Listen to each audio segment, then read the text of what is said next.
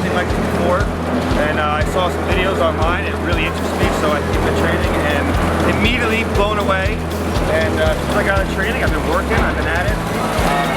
We're here in New Jersey at the home show, and very quickly, very easily, we put together this amazing waterfall. We got the outdoor kitchen, we got our tree cook fire pit. Everybody here is just going crazy for it. All these other groups, no one can touch us, no one can compete with us. And everybody coming through here just stop it. We couldn't even handle all the traffic we were getting. I'm going to be busy for the next 2 years just to handle the stuff I dealt with the last day. Prior to becoming a Stonemaker dealer, I was in the Army for several years, multiple tours in combat. Beyond that, I went to the private sector, started working for the Department of State, and I was a high-tech protection agent for the government. I spent about 5, 6 combined years in the Middle East, and I kind of got tired of it. That's basically how I started looking outboard, and always liked working outdoors. Always felt like I had a creative edge, and I wanted to apply it. Now, when you went to the training, what was it like? I mean, right away, did you pick it up right away, or you just kind of, was it difficult? Tell me. And honestly, it really wasn't too difficult for me. I generally, if you pay attention, it's not a hard product to work with. You just follow the instructions and material. You know, once you really get hit, you know, when they're talking, it sounds like a lot to deal with. Once you're actually touching the concrete, you're playing with the stuff, you get it. You got to feel it, and once you start stacking it, manipulating it, carving it, texturing it, you got it. And every repetition, you just get better and better and better. Your space. I ended up selling them a giant wraparound wall, big seating wall, fire pit, huge outdoor kitchen, big waterfall flowing right into their pool. And it's been such a great experience for me. And from the money that I had to spend going to school to what it translated to on my very first job, I've already made my money 5 times over. Since then, I've done other retaining walls, and I now have several contracts to do waterfalls just like the one I'm sitting on. And it's been just such a great positive experience for me, and I can't thank Dave and the Stonemakers team enough for all the help that they've given me, not just in training, but beyond that. Whenever I have a question, whenever I'm about to tackle a project, I look at the training books, I just refresh my memory, and then I contact the team, and they give me all the information I need to really set me up for success.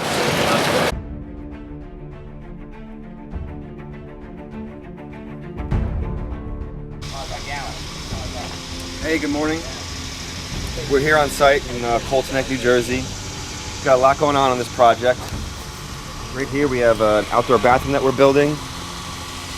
It's a prefabricated structure, but we are wrapping the entire outside with the vertical mix, carving it to resemble a mason stack. We already started it yesterday. We got quite a bit done, and today we're going to be finishing the mudding going on it. Same concept. Wrapping the entire outside. We did the framing, did a little carpentry work, and we already got all of our mudding done. We got our grout lines in, and today we're going to be doing some more staining. My crew's here. It's going to be a really busy day. We're going to be wrapping these pillars. I gave them the option to carve it. We can carve it like a tree. We can make it like stone. They've elected to go with stone, so we're going to be doing that. It's really exciting for me because I love the projects that are very dynamic, that really allow us to kind of get more creative, and we're under the gun. The clients are having a party on Saturday. It's Thursday already, so it's going to be a very busy day. First project of 4 projects that we're doing on this property. This is the fire pit. We started in the fall, and again, this house is just not their permanent home. It's not the permanent residence. It's seasonal.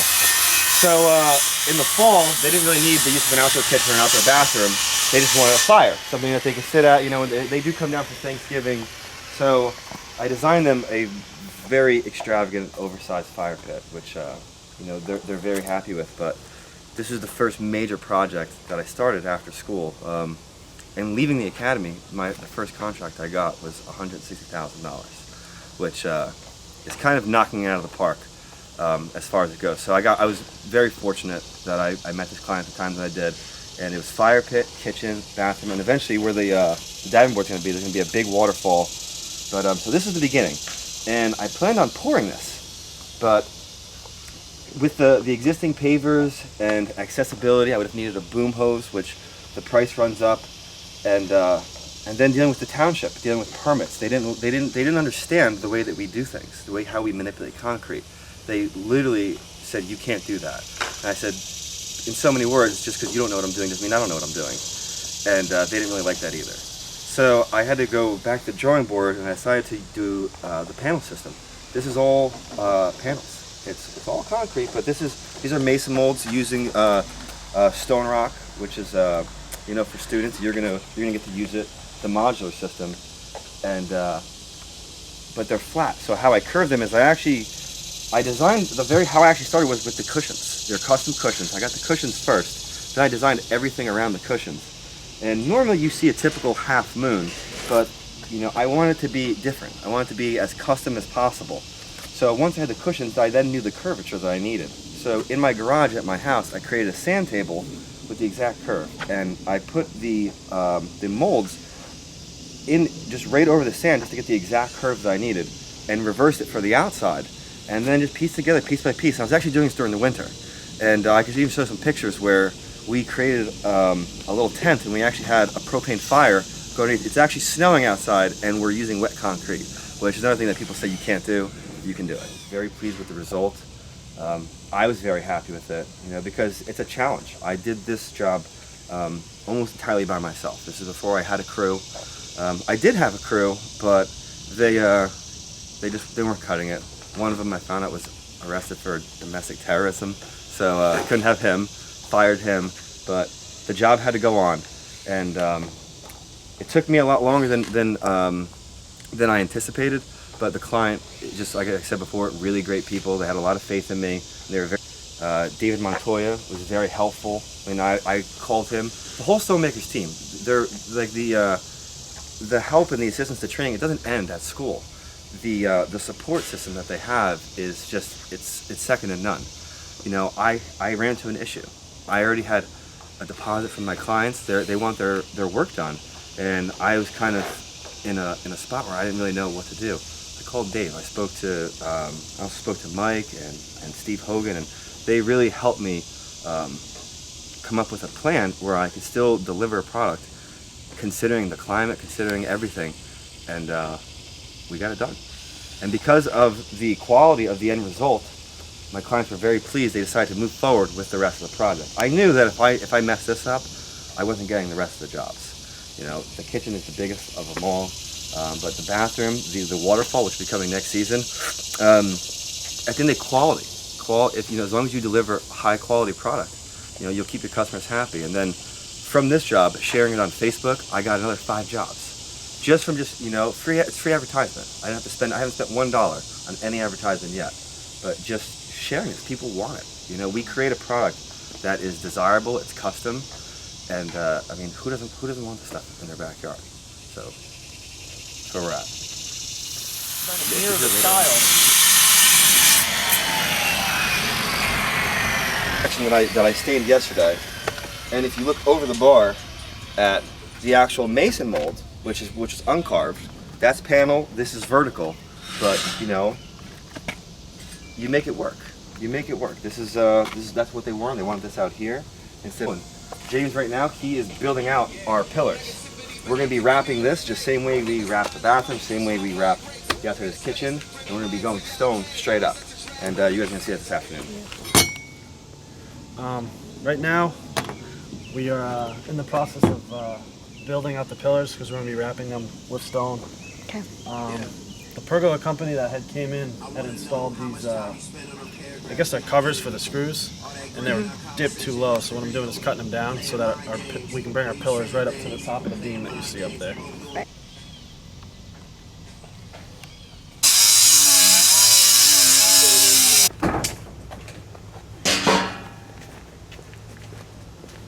Where I basically take three different colors and I stain the rocks, each with finished work, and in the videos thinking like, I can't do that. It looks so artistic, so real. I don't know if I would have that edge, but at school they just showed us, a series of different methods, and now I really don't even have to think about it. It's relatively simple. To the actual staining process, they teach it in a very clear and easy way. to feels good, like knowing like I'm this is almost done. I'm completing it, and also this is the most relaxing part. I'm outside. It's beautiful. I'm just sitting in a chair. I'm standing. I'm creating art that people are gonna get to enjoy. This is it doesn't get much better than this. I'm outside. I'm working with my friend. We're making money. This is great. I got a bunch of texting people, and you always have an idea of something or someone that you're gonna try to sell a project to. And I had a couple in mind, and one of them worked out. The other ones didn't. But you can't just the jobs. People think it just sells itself. It doesn't. You still have to sell yourself. When you're knocking on doors, it's like people will like what we do, but you still have to go out and find those people. Dead. And it's another thing that's also intimidating, and it's kind of uncomfortable, at least starting off, like just knocking on people's doors. It's not just like, oh hey, I'm so and so. You want me to build you something? You gotta be personal. More personable, and like everything else, just like coloring gets easier for me. Talking to people gets easier, and I was very optimistic, but I've never lacked confidence. I believe in myself. I believe in what I'm capable of, and I really believe in what we do in this product. It's finding and connecting with people that do, and then coming to your ideas, their ideas, finding out what they want, coming to an agreement, and then starting to work. And do enough work once you have a name, once you're established in whatever neighborhood, whatever city you're working in, then that will happen. But starting off, you got to grind. You have to go out there and get it. And for quality work, people talk. Neighbors, see. The last project I worked on, I built an outdoor living area with a waterfall, a fire pit, a bench, and a kitchen. And the neighbors were watching us work. They saw how we actually carve, the way we stain, how much of us goes into the project, and they see just how custom it is, and then they see value in that, and then they want it. And just from that one job, that one client that I talked who believed in me enough to hire me, we have 4 other projects just from the surrounding neighborhood. You do that enough time, you're gonna have good problems. Good problems is being flooded with work, and that's kind of the problem that I have right now.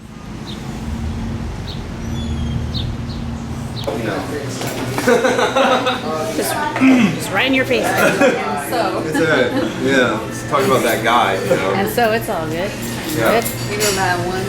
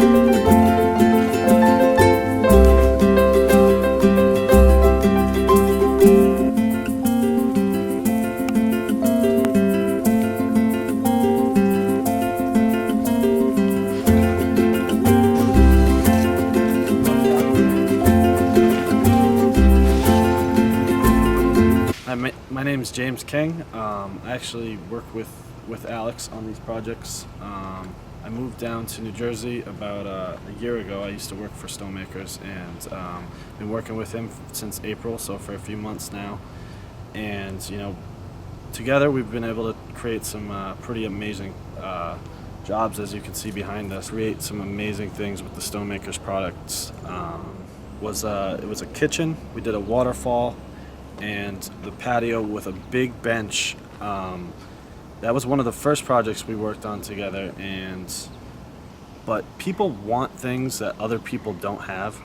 So although it's not real stone, and some people, that stuff looks fake, or this, that, and the third, people like it because it's stuff that you don't see. It's that wow factor. So when people walk in your backyard and it looks like a resort and not like the neighbor's house over there, they go, wow, who created this? I would love something like this in my backyard. I think one of the most important aspects of creating the vision for the customers is that you can literally design it on paper and you can bring it to real life. But with that, I've learned by watching Dave's videos and really just studying his actual pictures itself, and I've been able to train myself and put in a lot of practice and to really draw it in perspective, which gives the customer the vision. Drawing has always been something that I've enjoyed doing, and it's a passion of mine, but perspective drawing brings it to a whole new level for me because it's something that ties in with my career. I've put a lot of work into being where I'm at as far as a designer. Dave talks a lot about being able to teach yourself how to draw. Some people say, I could never draw. It doesn't matter how much I practice, but that's really not the truth. I didn't wake up one day and just start drawing and being good at it. I put in a lot of practice. I've watched his videos numerous times. Like I said, I study his drawings and see, what are some of the things he does in his drawings that I can emulate. And like I said, I've always enjoyed it, and it's drawing something I've done since an early age. So I do enjoy it, which helps me want to practice it. But it's definitely something that if you really want to put your mind to it and you really want to be good at designing and drawing perspective, it's something that you can teach yourself. So don't feel like just because you might not be good at it today that you won't be good at in maybe a year or maybe a month.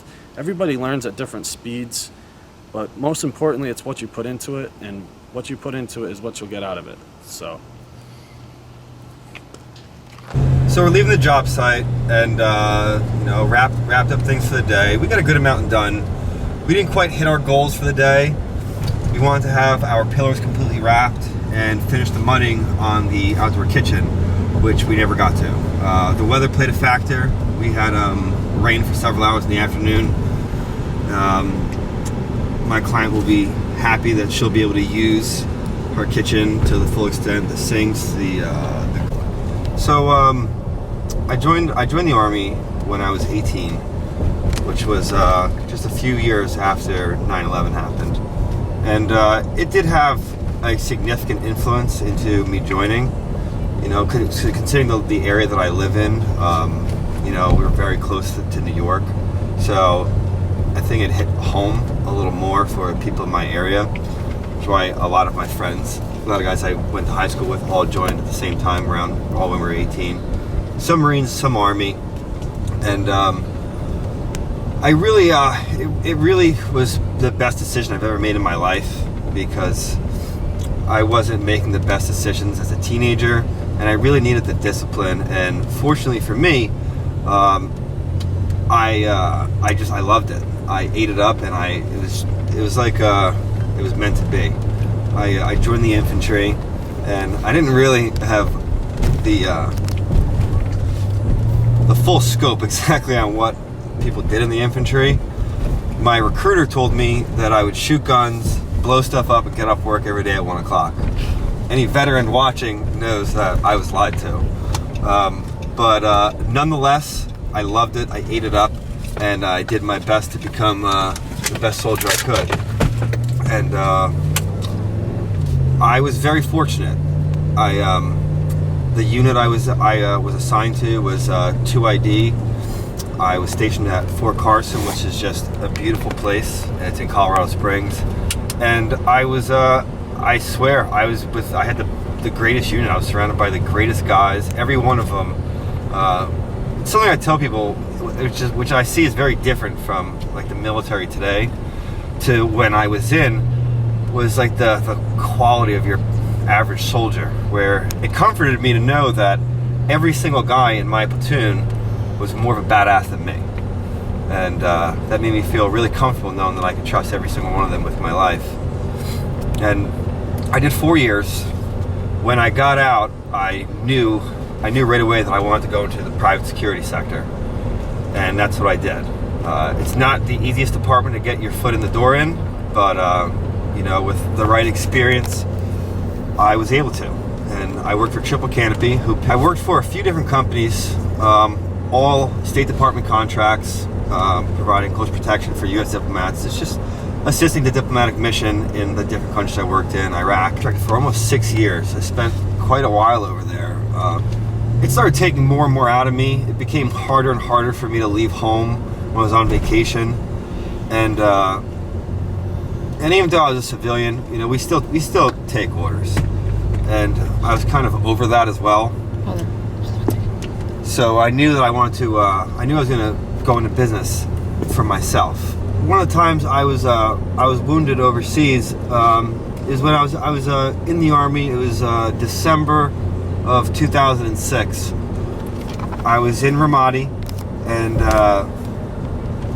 my unit, we were forward operating, and anybody who's ever been over there knows the dirt roads, and you know, the enemy loves to plant bombs in them, especially after it rains. It's hard to determine when something's been freshly dug, and we couldn't tell.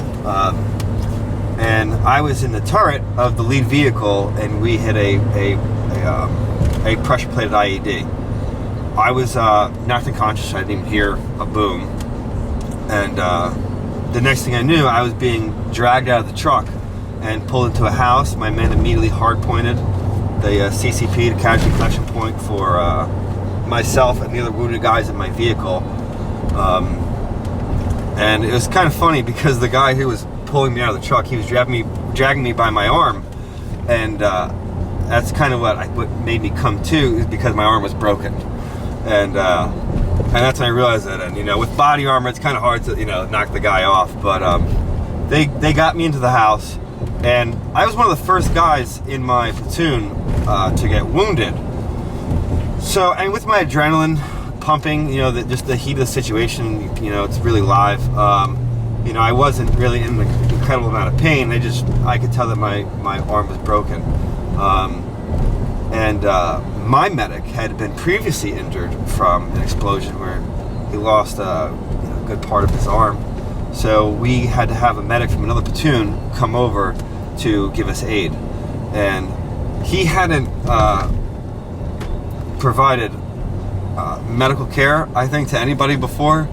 And when he went to hit me with morphine, he held combat morphine. There's there's two ends, and how it works is, you know, you hit a muscle, the needle inserts 10 milligrams of morphine, and then the needle retracts. He held the wrong end, so when he went to hit me in the leg to give me morphine, he just shot morphine into his own hand, and he got a little messed up. So then my guys went in the bag, and they gave me morphine, and they were all kind of like, you know, hey Ryan, you know my last name, Ryan, what does it feel like? You know, they wanted to know if they made me messed up, and I had so much adrenaline pumping. I was like, no, I don't feel it. So they gave me another one, and then I felt it. So much so that I kind of leaned over and told them to get my cigarettes out of my pocket, because I wanted to have a smoke. But my guys, while all this happened, they made a makeshift splint. They had my arm splinted. They made me a sling. They took great care of me. You know, all my guys were like that, and it was just it was kind of funny just to see the medic get, if you don't have a need for morphine and it goes into your system, you're gonna feel it. And they at the hospital for Christmas, so I got to have a nice hot meal, and I appreciate that, because we lived off of MREs, almost an interesting experience, and for that I received the Purple Heart, which is pretty cool. You know, I feel like a lot of veterans kind of like a chip on their shoulder, like everybody owes them something, and you really shouldn't feel like that. You know, you should be proud of what you did, but nobody owes you anything beyond a thank you. No one owes me it. You know, I was proud to do it. You guys, I imagine, are also proud for what you've done. But, you know, I didn't stop being a man when I left the military. I didn't stop being a man when I left contracting. You know, you still got to get out there and make a life for yourself. And yeah, you know, we're not treated the best, but we're built to not be treated the best. And, you know, guys, this is a business where there is no senior NCO, there is no officer who's going to, you know, tell you what to do or help you along the way. You got to get out there and do it yourself. And so, you know, don't feel bad for yourself. Just work hard. Just do the work. You know, all the tools given by, you know, by Dave, the whole Stonemakers Corporation, they're going to set us up for success. They really give you all the tools you need. All you guys have to do is use them. You know, get on your grind. Work like you did when you were over there, and you'll be successful. You know, a lot of guys aren't making any money because they don't put into it what it takes. Just be a man, do the work, get it done, and there is no limit. That is one of the greatest things about this field. There is no limit to how successful you can be. I want to be very successful, so I'm going to do absolutely whatever it takes. You know, I'll do whatever it takes. You know, and you guys can do the exact same thing. Just apply yourself, and you know, you're all winners. So you got this. Over here, this is the first project that I ever did. This is before I went to the Stonemakers course. I was partially raised by my grandfather. He was the male figure in my life, and he's you know, man can just do it all. He could build anything. So I've been on job sites my whole life, even though I never did anything professionally. I always had the interest. And on one of my vacations when I was home from being a contractor, I knew I wanted a fire pit. So I kind of Googled how to do it, and with the help from my grandfather, I built this with very little education on how to do it. And after building this, it's like, this is now mine. I hang out here all summer. I love it, and I could appreciate it, and it's mine. Harley, come on, buddy. Let me put your collar on. Put your collar on. I'm gonna go to the bathroom. I want to smell like dog. Hey. All my rugs.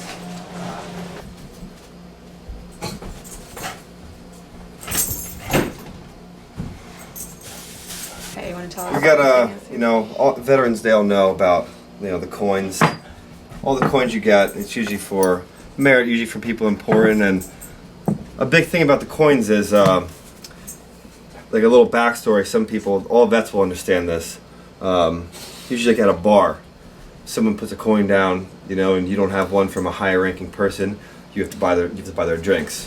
My people have stuff like this in their office. I live alone, so I have it in my living room.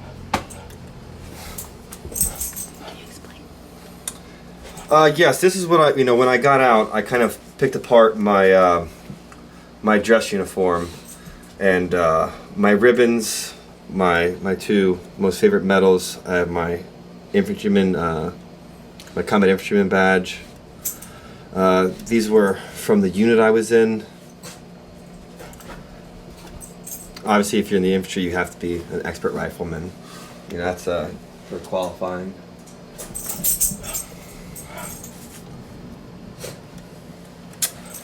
Purple Heart, Army Commendational Medal.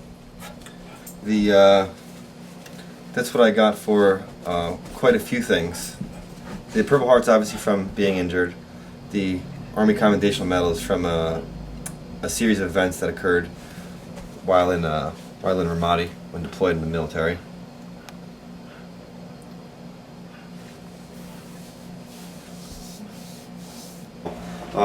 With the check that she owed me. And it just shows, like, this is like one of the things I love the most about this line of work, where, you know, like, people can appreciate, you know, like, just when you're a fair and honest person. I didn't take advantage of this woman. I could have charged more money, but it's just not right. It was morally wrong, and I didn't do it. And some people, like, people know when you're bullshitting. People can smell bullshit a mile away. And, you know, if you're just honest and straightforward with people, they know that. So then they trust you. So when you give them a price or tell them what you can and can't do, they know you're being honest. And there's enough crooked people out there that take advantage of people, or at least attempt to, where, you know, when they come across somebody who is just like, hey, look, this is what I could do for you, this is a fair price, or whatnot, you know, there's a good chance you're going to get their business. I woke up and I was surrounded by generals. And you know, you never want to wake up surrounded by generals.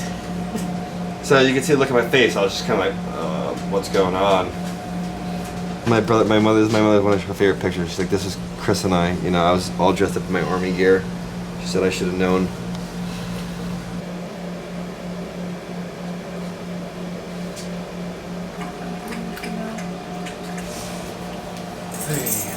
Of his.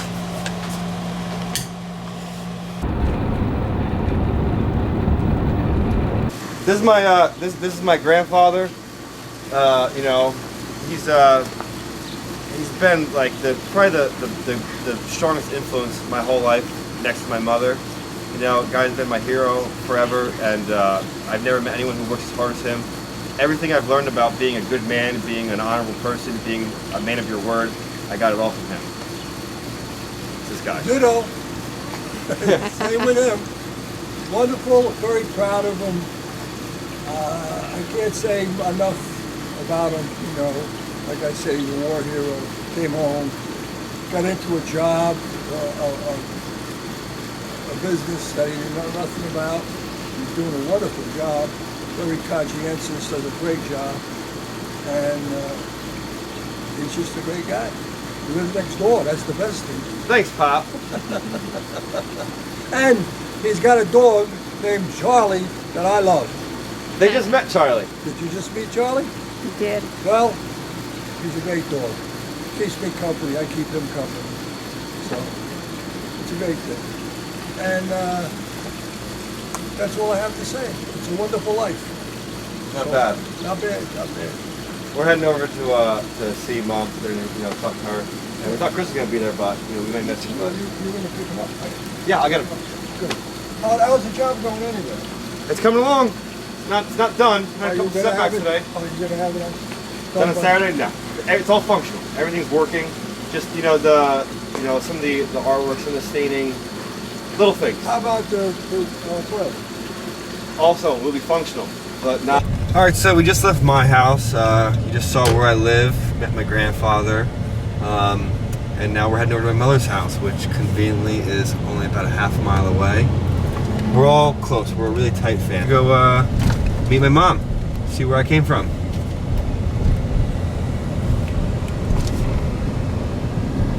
It's Veterans Park. Memorial for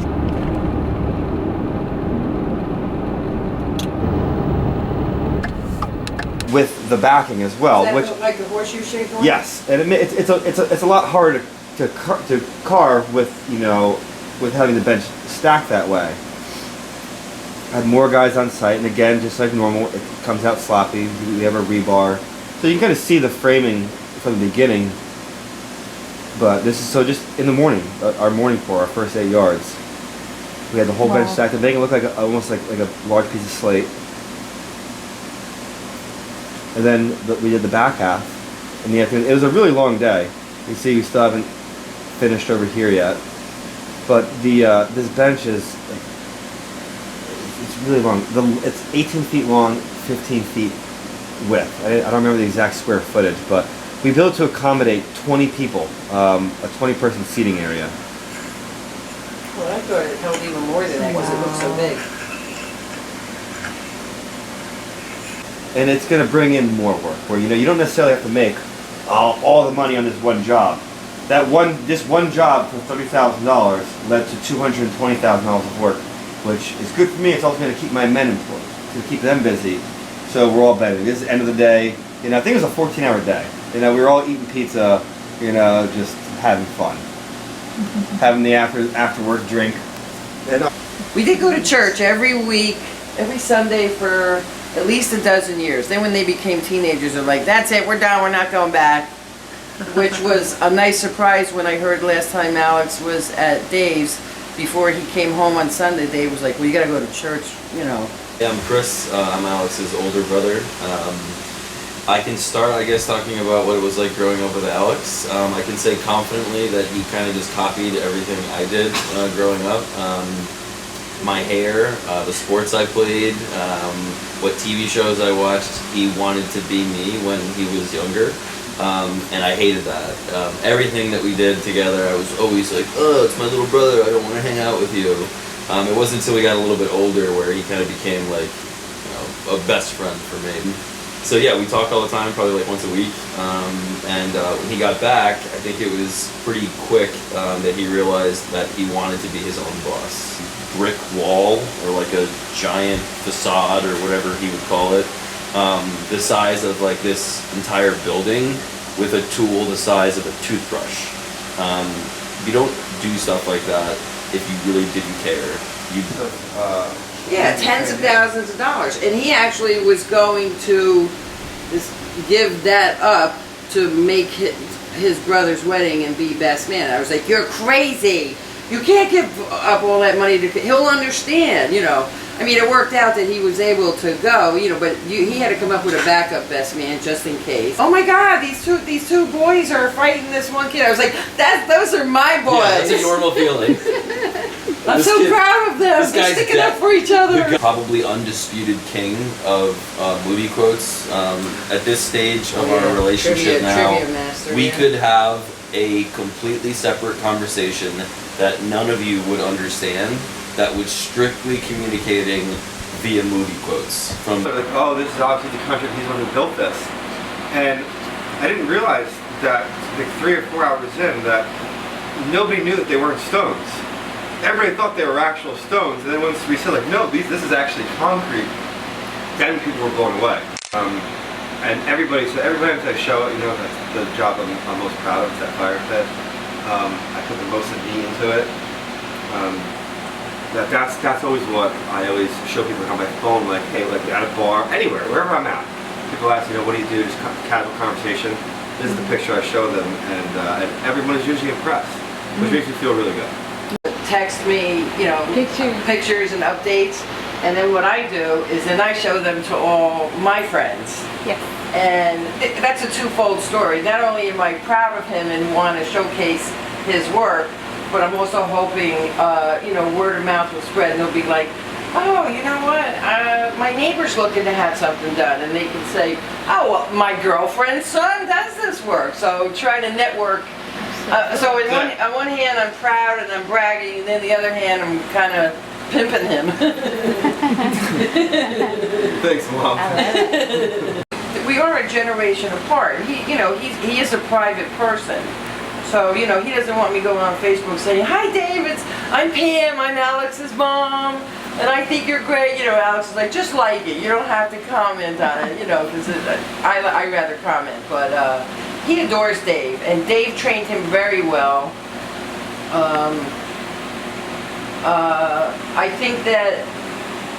I think it's good for Dave, because it must make him feel good to see the people that he's trained, that, you know what, it's sinking in, and it's stuck with this guy, you know? And it's good for Alex, because Dave is such a good mentor. So I'm glad that they have the relationship that they have, and I think their friendship goes beyond the actual work. I like that Alex can call him and say, I need your help, what do I do? Or, you know, sometimes, you know, you just need an outsider to say, take a breath. It's, you know, you can get through this, you know, and so it's a win-win, and we're very proud of Alex. It's hard to say right now, I'm crying. Aww, that's amazing. Every morning, I woke up and I worried about him.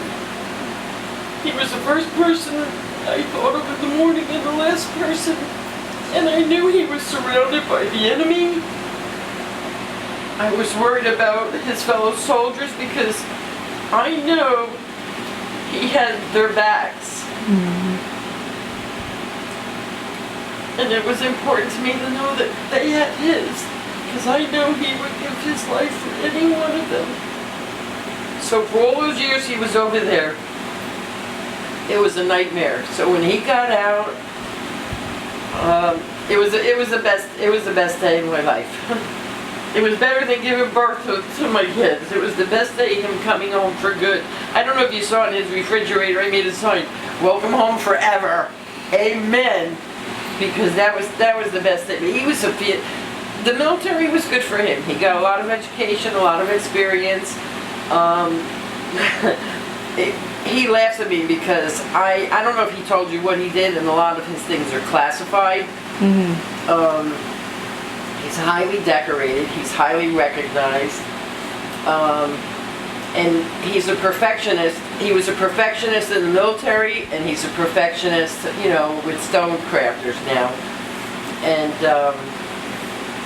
but he, my other son laughs at me because, I don't know if you saw the movie American Sniper, I think Bradley Cooper,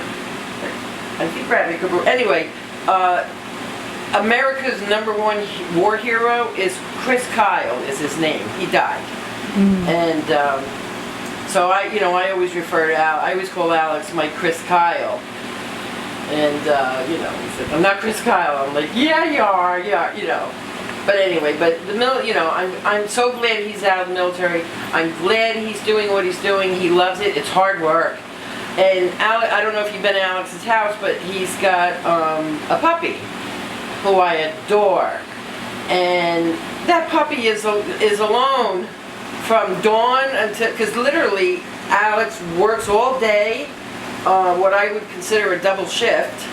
He comes home, he eats, he showers, and goes to bed, and I'm like, well, what about Charlie? And thank God my folks live right next door to Alex, because my dad goes over, walks him, feeds him, I said give him kisses and play with him, because he's like Alex's little kid, furry four-legged kid. So our family's very tight knit. We're all there for each other. I'm proud of both my boys. They're both very successful. They're both highly successful, and all my friends are like, boy, you really lucked out. And I was like, no, I didn't luck out. There's an expression from my parents' generation. It's called, you reap what you sow. What you put in is what you get out.